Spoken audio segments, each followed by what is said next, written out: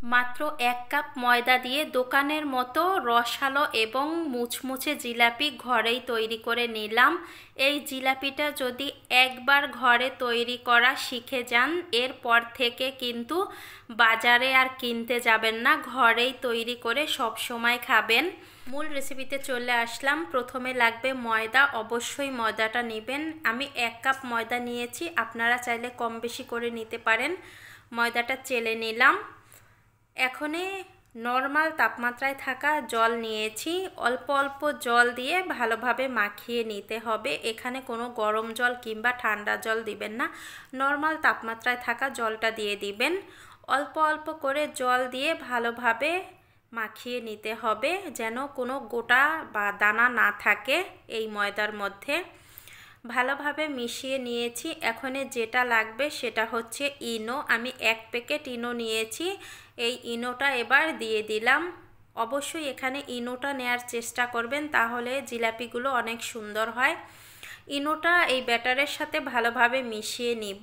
আর মেশাতে মেশাতে দেখেন একেবারে ফুলে উঠতেছে ইনোর কারণে। এই দেখেন, ভালোভাবে একটু ফেটিয়ে নিব। আর এই ফেটাতে ফেটাতে দেখবেন ইনোটা একেবারে মিশে যাবে ব্যাটারের সাথে, তখন ব্যাটারটাও একেবারে নরমাল হয়ে যাবে। মিশিয়ে নেওয়া হয়ে গেছে। এটা আমি একটা পটের মধ্যে ঢুকিয়ে নিব।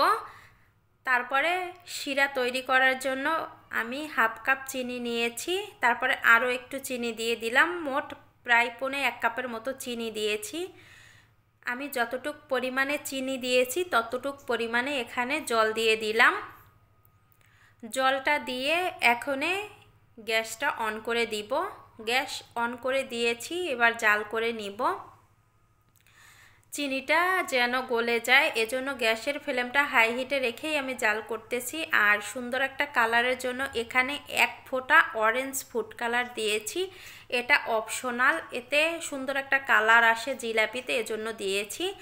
আর দিয়ে দিলাম 1 টুকরো লেবুর রস। লেবুর রসটা দেওয়ার কারণে এই চিনির শিরাটা কিন্তু জমাট বেঁধে যাবে না। চিনির শিরাটা 3 থেকে 4টা অবশ্যই বলক তুলে নিতে হবে। আমি 4টা বলক তুলে নিয়েছি। তারপরে বন্ধ করে দিব গ্যাসটা। গ্যাস বন্ধ করে দিয়ে এবার প্যানের মধ্যে আগে থেকে তেলটা গরম করতে বসিয়ে দিয়েছি। এখনে জিলাপিটা তৈরি করে নিচ্ছি। একটা পটের মধ্যে আমি ব্যাটারটা ঢুকিয়ে নিয়েছি। আর এভাবে গোল গোল করে 2.5 প্যাচ 3 প্যাচ যেভাবে যে দেন তাতেই কিন্তু জিলাপিটা তৈরি হয়ে যাবে। আমি অতটা ভালো প্যাচ দিতে পারিনি, তারপরও জিলাপি হয়েছে, এটাই যথেষ্ট। এই তো দিয়ে 3 থেকে 4 মিনিট আমি একেবারে মিডিয়াম টু লোতে রেখে ভাজি করতেছি। তারপরে উল্টিয়ে দিচ্ছি। অবশ্যই এগুলো মিডিয়াম হিটে ভাজি করবেন, তাহলে দেখবেন অনেক মচমচে হবে। আস্তে আস্তে ভাজি করলে সময় নিয়ে জিলাপিগুলো মচমচে হবে। তেল ছেঁকে নামিয়ে সরাসরি যে এই শিরাটা এখন কুসুম গরমের চেয়েও বেশি গরম আছে, এই গরম শিরার মধ্যে দিয়ে চুবিয়ে নিতে হবে প্রত্যেকটা। আর সঙ্গে সঙ্গেই কিন্তু উঠিয়ে নিতে হবে। সঙ্গে সঙ্গে উঠিয়ে অন্য একটা পাত্রে রেখে দিয়েছি। সবগুলো জিলাপি আমি সেমভাবে তৈরি করে নিয়েছি। এখনই একটা জিলাপি আমি ভেঙে দেখাচ্ছি। অনেক মচমচে হয়েছে আর রসালো হয়েছে। সেমভাবে বাসায় একবার হলেও ট্রাই করে দেখবেন আপনারা।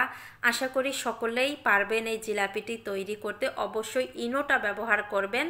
ডাক্তারের দোকানে কিংবা ডিসপেন্সারিতে